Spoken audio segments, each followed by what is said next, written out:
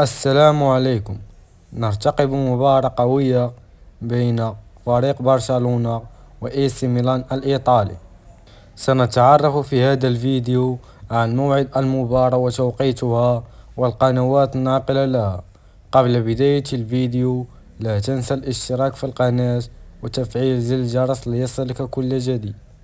ستقام المباراة يوم الأربعاء على الساعة 12 ليلا بتوقيت المغرب والجزائر وتونس، وعلى الساعة 2 ليلا بتوقيت مصر والسعودية. أما بالنسبة للقنوات الناقلة لهذه المباراة هي قناة بين سبور القطرية. قبل نهاية الفيديو اكتب توقعك لهذه المباراة.